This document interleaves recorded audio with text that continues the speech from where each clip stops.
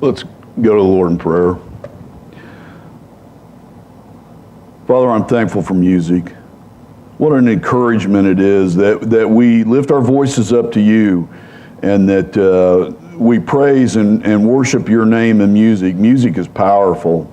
And we just pray now as we open your word, which is powerful, that you speak to us, that your holy, very Holy Spirit touches our hearts in whatever way that we have need this morning. We just ask this in your Son's name. Amen. I got a question, but it's to a particular guy.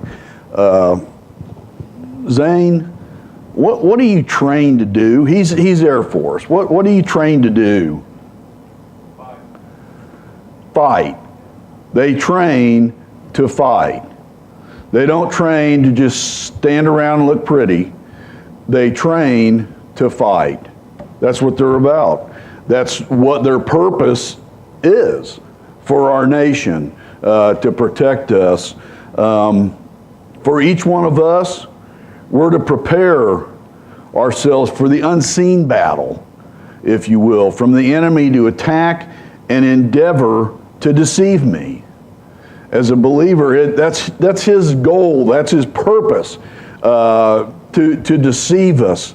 And 1 Timothy chapter 6, verse 12 tells us to fight the good fight of faith. Take hold of the eternal life to which you were called when you made your good confession in the presence of many witnesses. We're told to, and see, it's an action thing. We're told to take action. We're told to prepare ourselves to enable us through Him to fight the good fight. That's like when we talked to the young people this morning. Or when I did, I had a teacher that did that, and I'm like, you got a mouse in your pocket? You know, fine. But anyway, I've had a rough week. You know, there's two teams, there's two sides. You're going to choose which one. To not choose, you already chose. You need to know that, because that's the truth. Because I've talked to people and they're like, well, haven't really decided for God yet, but I don't want to go the other way. And just to be blunt, yeah, well, you already have, at least at this point, because you're going to choose God or you're going to choose Satan. There's not really middle ground. That's not my rules. That's what his book and his words tell us.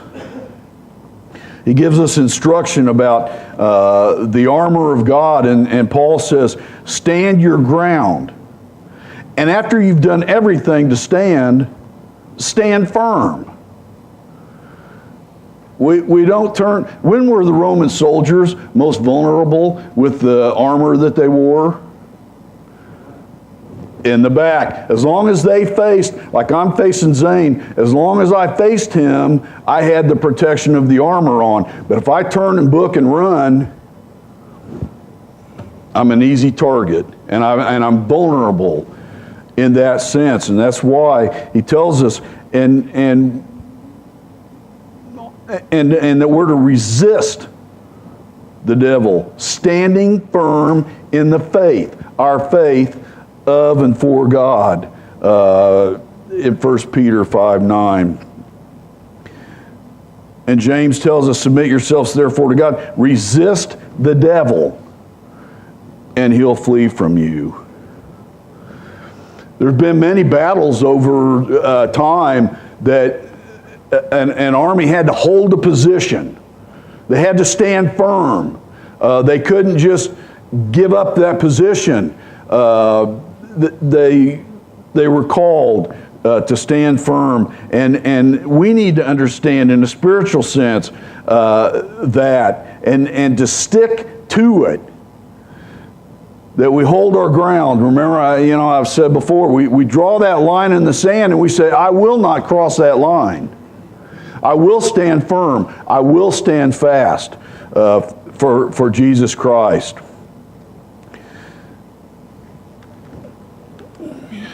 And in 1 Corinthians chapter 15, verse 58, again we see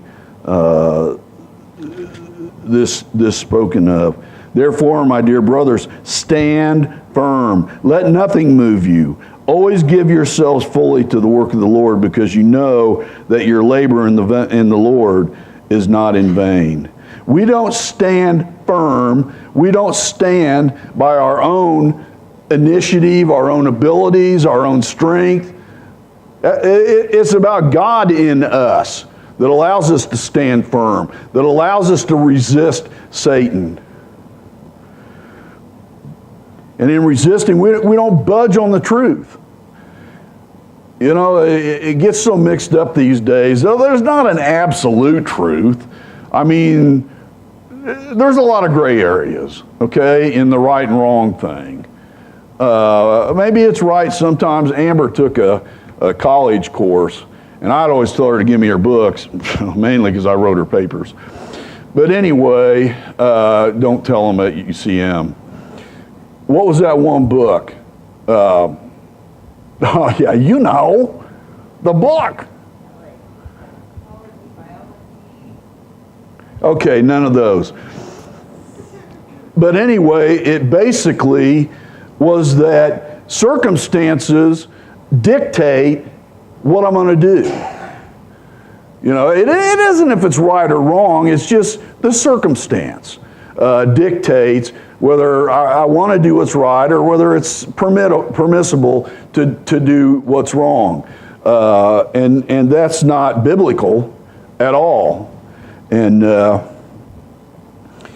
so we just need to remember the calling that we have to a unique role in our life as a child of God. Ephesians 4:1, as a prisoner for the Lord, then, I urge you to live, this is tremendous, to live a life worthy of the calling you've received. I guess each one of us have to look at our life through the filter of the Holy Spirit and say, am I living my life worthy of being called by your name? My dad used to always say, which among other profound things that he said, was remember what your last name is. Remember whose family you belong to. That was supposed to dictate how I behaved. But then he had the old, do what I say, not what I do, blah, blah. But anyway, we're called by a name if we belong to Him. And we're to take that and we're to walk worthy of that. Not sinless, because none of us are going to hit that except Christ did here. But we still are called to walk worthy. And I dig that. That's the passion of our heart, to walk worthy of Him. Scripture also says, now I know that the Lord saves His anointed. He will answer him from His holy heaven with the saving strength of His right hand. It's His strength. It isn't our strength. So there's no boast when we do what's right. There's no boast when we do what we're called to do, because ultimately it's all about Him as we fight this fight. You know what? If you don't know that you're in a battle, because you can't live for Him. This is truth. This is truth for me. You can't live for Christ and not engage in a battle. Because the world doesn't go, oh, great, you're a Christian. You're on God's side. Because that puts us, I don't know, I had a special word I was going to use, but it's gone now. It's okay because I couldn't spell it anyway. It diametrically, wow. For those that don't know, I'm having like a brain issue, seriously. I didn't start out with much, and now it's the size of a pea. And so, there it is. What did I just say? Huh? Diametrically opposed. Troy will spell that for you at the end of service. But diametrically opposed. This is this side. This is this side. They don't mesh. We're not going to mesh in the world. We have to live in the world, but it's for a calling of His purpose that we're worthy. But the world doesn't accept us. Oh, wait a minute. Who else did the world not accept? Jesus, the very one without sin. They didn't accept Him. But don't get too cocky, because it was also we. He died for our sins. He went to the cross for a specific purpose that we might be healed and that we might have eternal life through Him as He overcame death. In Him, we're able to do that also. I just want to give you a license that today, a special day for the holiday weekend, you can use the word, if you use diametrically in a sentence 3 times today, you can own it. Okay? I'm just saying. Not much, but I'm just saying. But many are going to ignore and neglect their own walk with God. And you know what we do sometimes? I want to see what Ed's doing. Now that's getting me off my mission, because I'm not called to be concerned about what he's doing, what Julie's doing, blah, blah, blah. He's given me my mission and he's given theirs. And for me to take my eyes off of that and to worry about what they're doing, that's wrong. And that's a little niche that Satan can get in there when we focus on another person's mission. It extracts. What's the word? Distracts. I'm sorry. Distracts, confuses, and it can even injure the unique calling of another person. And just understand it. You have, if you're a child of God, you have a unique calling. And that's special. That's special to us. How many people want to be special? I want to be special. That makes us special in His eyes. It makes us unique. And we don't want to encroach on another person's uniqueness. Do we build them up? Sure we do. Do we cry with them when there's, yeah, we do. But we still don't jump into their game. We still don't do what's their gig and what they're called to do. And we can see this. Are we a reliable husband, a father, a wife, a mother, a citizen of the United States? We're responsible to God on how we fulfill the role that He's given us. And you better be able to check that box. I know what the role is He's given us. Some of us just have one role. Some of us have multiple roles.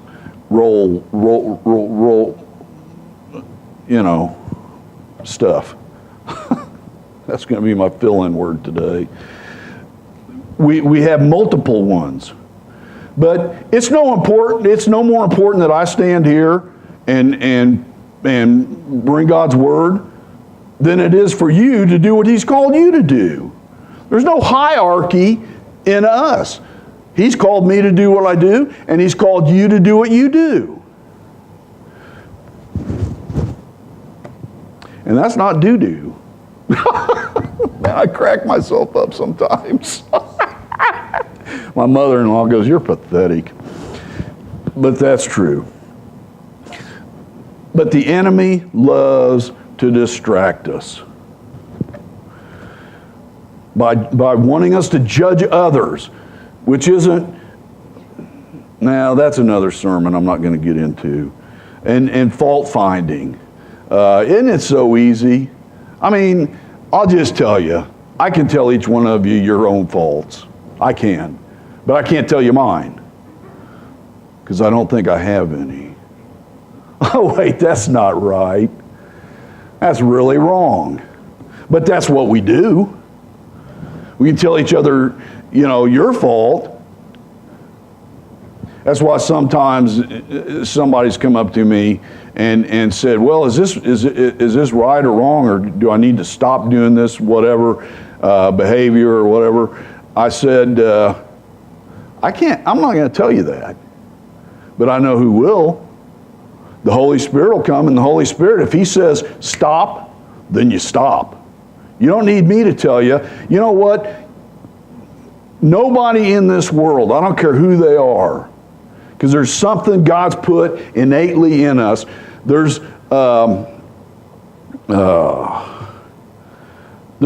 something that tells people what's right and what's wrong. And we don't need telling each other that that's wrong, this is right. Because they know what's right and wrong. But you know why a lot of times people won't do what's right? Because it's too hard. There's rarely an easy path to doing the right thing. And so we say, well, I'm going to take a pass on that. Doesn't work that way.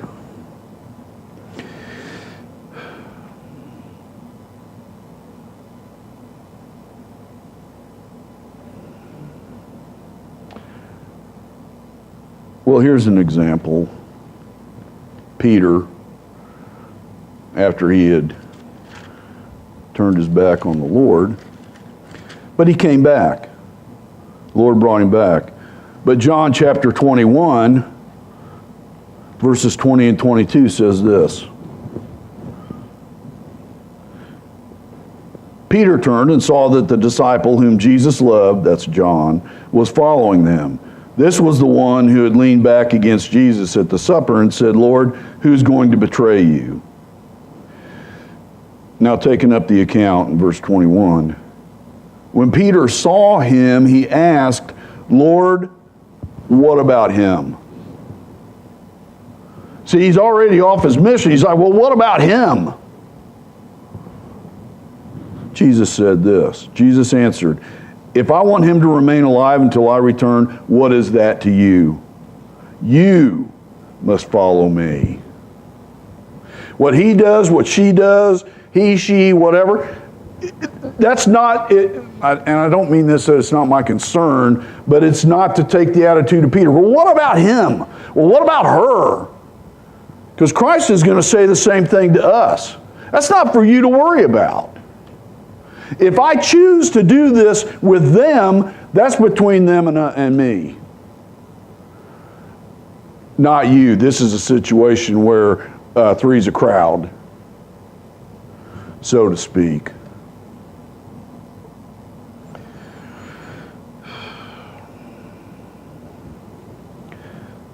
But Satan, answer me this one. Did Satan ever create anything? The answer is no. Satan never created anything, but he's all about the destruction of what God's created. Goes back to the Garden of Eden.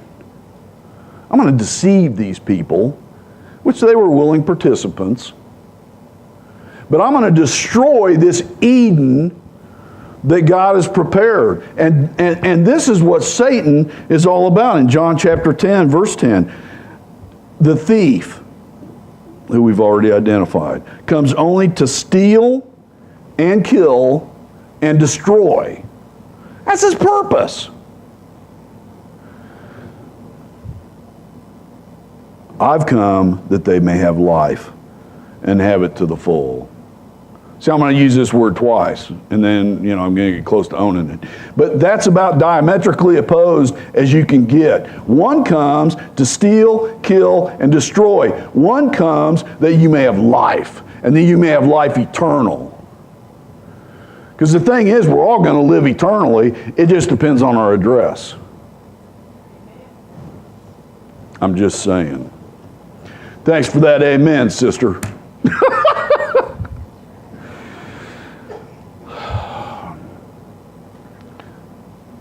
But that's what he's come to do. And in our lives,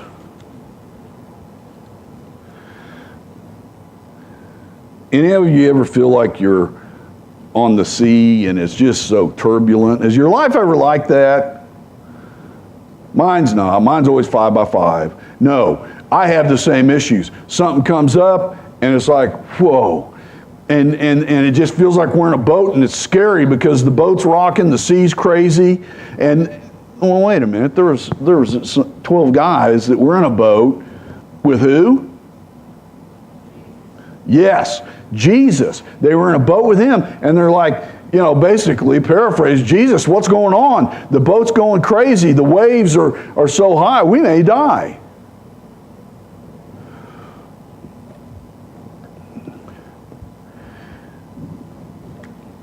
Well, let's just look what Jesus told them. Matthew chapter 8.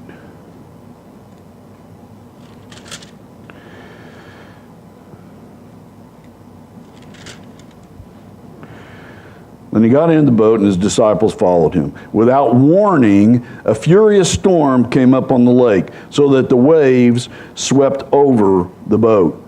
But Jesus was sleeping. The disciples went and woke him and said, "Lord, save us, we're going to drown." He replied, "You of little faith, why are you so afraid?" Then he got up and rebuked the winds and the waves, and it was completely calm. The men were amazed and asked, "What kind of man is this? Even the winds and the waves obey him." I'm telling you this because I know it to be true in my own life. When those waves come along, there's only one, and I'm not that one, that can calm the waves.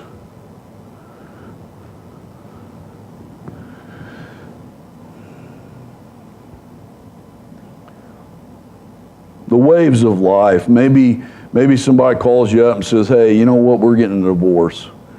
Well, they're telling their friend that they're gonna get a divorce, and the response may be, "Well, I thought you had a perfect marriage." Hello, those don't exist except in fairy tale books. There's good marriages, but there's none of us that haven't had the little bumps in the road. That's the way it is. That's life. Now, Susan's not here, so I've understood Susan, and I've prepared myself mentally to be, okay. But there's that. How about cancer diagnosis? It seems like we're inundated these days with people that are like, "Oh man, I've got cancer." And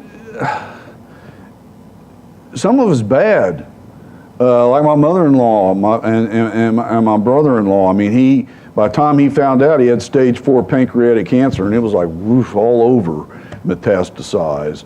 And he came and went so quickly. We didn't see that one coming.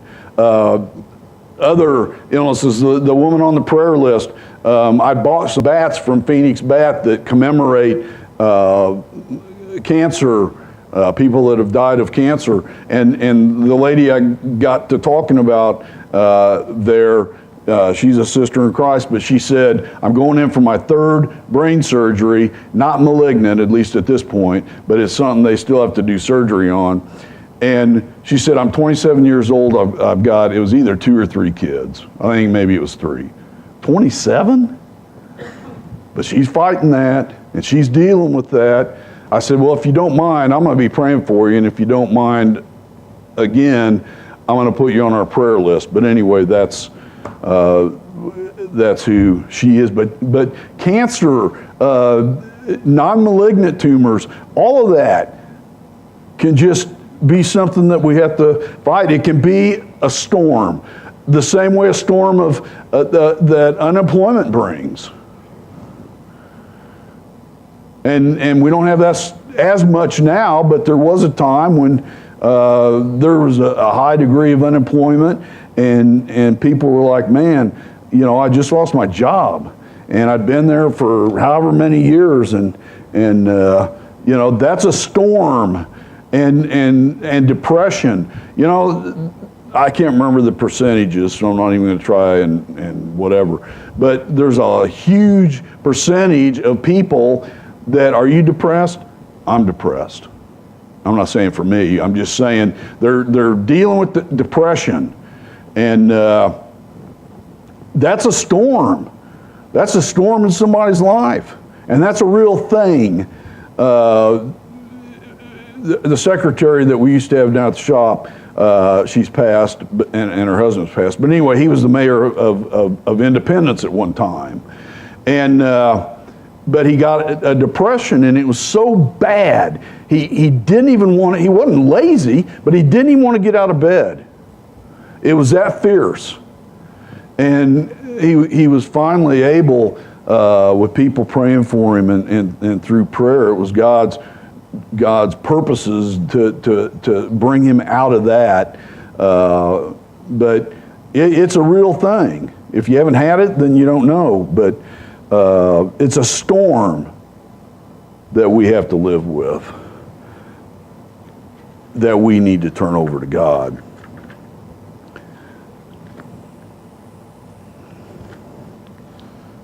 I want to share with you one more battle, because this is good stuff. Revelation chapter 3, talking about the church in Sardis, starting with verse 4. Yet you have a few people in Sardis who have not soiled their clothes. They will walk with me, dressed in white, for they are worthy. He who overcomes like them will be dressed in white. I will never blot out his name, her name, whoever's a child of the Lord. I will never blot out his name from the book of life, but will acknowledge his name before my Father and his angels. That's when you come in the end and you stand before God and he says, well done, my good and faithful servant. And that's what we want. We want the one. What's the top? Well, I guess the commander-in-chief would be the top guy of the military. But they serve at the pleasure of whoever is above them in rank. And they want to do what's acceptable. They want to please that one or those ones.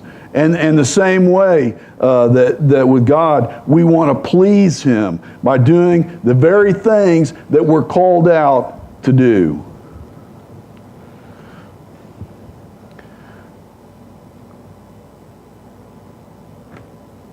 You remember what whiteout is? When I first got a computer, I used to use that on my computer because I didn't know how to change stuff. So I just whited it out. And then my whole screen went white, and I didn't get it. Okay. That was funny in my own little pea brain, but whatever. But Christ is saying, I'll never blot your name out of the book of life. Unless you live perfectly. Wait a minute, does it say that? No. Once we're his child, we want to serve him. We want to live for him. We want to walk worthy of our calling.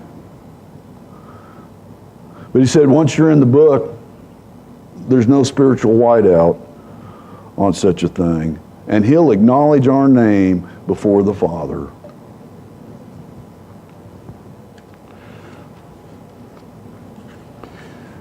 You know what an ambassador is? An ambassador is somebody that represents something to somebody else. When I go to heaven, I'm not going to have a whole list of, wow, Jim did this and Jim did that. I want the ambassador. I want Christ to be my ambassador before the Father. Because I'm not going to get anywhere on my own.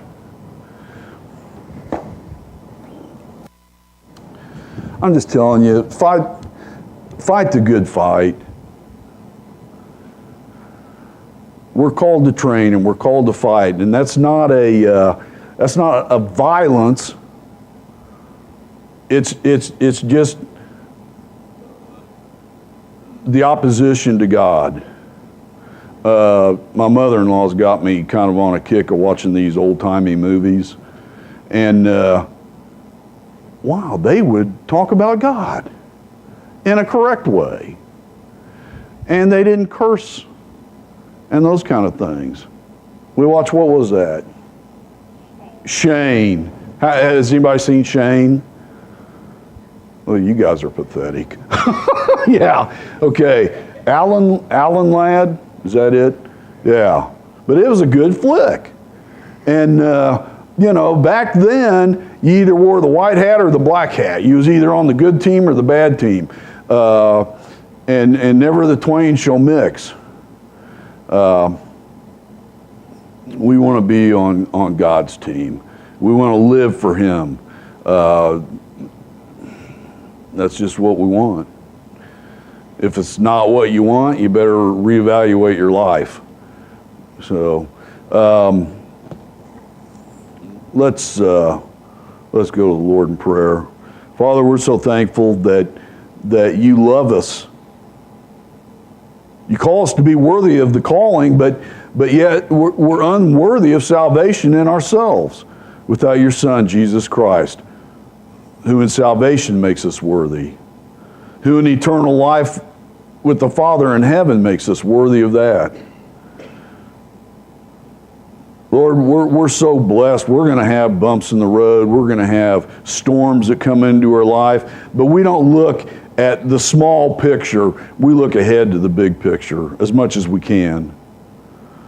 The time when our salvation is going to bring us into your presence. And that's not just religious hoo-ha. That's not just wishful thinking. That's what your word tells us. I just pray that if your Holy Spirit speaks to anybody's heart, that they may respond in however you're touching them and in whatever you're saying that may be going on in their life. We just ask this in Jesus' name, and amen.